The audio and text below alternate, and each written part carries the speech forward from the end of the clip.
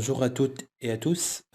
Dans cette petite vidéo, je vais vous montrer les différentes démarches pour la modélisation d'une panne intermédiaire d'une charpente métallique ou bien bien d'un bâtiment industriel en charpente métallique.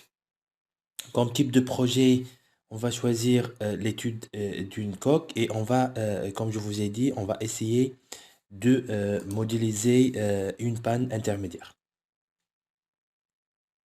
Bien sûr, on va traiter le cas d'une panne avec la présence des liernes euh, qui jouent le rôle de la stabilisation de la panne vis-à-vis le phénomène de déversement.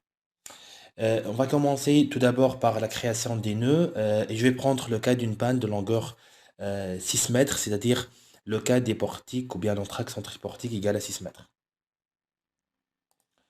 Le premier nœud de coordonnées 0, toujours par rapport au repère global.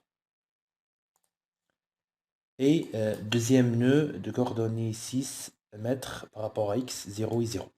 Comme je vous ai dit, on va prendre le cas d'une panne de longueur 6 mètres. Je vais proposer comme profilé laminé à chaud type IPE et je vais commencer par des pannes dans la section et IPE 120.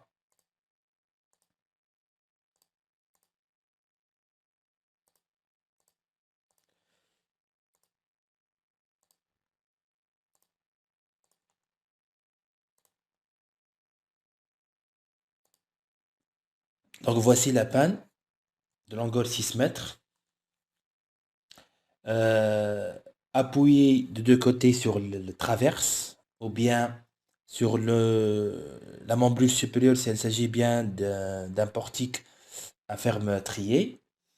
La liaison pour le nœud 1 et 2, c'est-à-dire la liaison entre panne et traverse, ou bien panne membrure supérieure, il s'agit bien d'une rotule. Et donc je vais ajouter cet appui-là, ou bien je vais créer ces appuis-là. Rotule, ici, ici. Et comme je vous ai dit, il s'agit bien d'une panne avec lierre qui traverse les pannes au milieu et qui joue le rôle, ou bien qui va stabiliser le panne vis-à-vis le déversement. N'oubliez pas que la panne, c'est un élément qui est soumis à la flexion biaxiale ou bien à la flexion déviée. Donc, les liernes, elles vont stabiliser le panne vis-à-vis du déversement pour la simple raison, elles vont diminuer la longueur de flambement par rapport à Z, l'axe de faible inertie. Et aussi, elle va donc bloquer le déplacement par rapport à Y. Bien sûr, je vais parler ici du repère local de la barre. Déplacement par rapport à Y, c'est-à-dire le déplacement dans ce sens-là. Pour ajouter la lierne, je vais diviser d'abord le panne sur 2, parce que la lierne, elle va traverser la panne au milieu.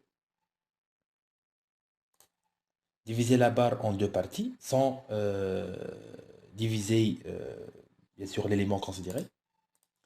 Le 3 a été créé.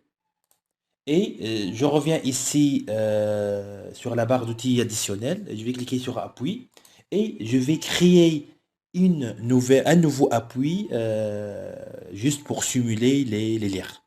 Donc, je vais créer un nouveau appui. Je vais appeler cet appui-là lierne, CM. Et ici, il s'agit bien d'un nouveau appui qui bloque le déplacement par rapport à Y et la rotation par rapport à X. Donc, bien sûr, qu'est-ce qu'on est en train de faire? On est en train de créer un appui qui bloque des mouvements, essentiellement le déplacement par rapport à Y et la rotation par rapport à X, afin de simuler le cas réel, c'est-à-dire une panne avec la présence des liens. Le nouveau appui déjà créé, je l'applique ici. Donc, regardez maintenant, il s'agit bien d'une barre de longueur 6 mètres, profilée IPE, biarticulée avec un appui intermédiaire qui bloque le déplacement par rapport à l'axe Y et la rotation par rapport à X. Et c'est exactement la fonction effectuée par les lières. Donc, à ce niveau-là, nous avons arrivé à modéliser le panne. Euh, le reste, on va appliquer les différentes charges et on va essayer de dimensionner ou bien de vérifier la panne ou bien la barre considérée.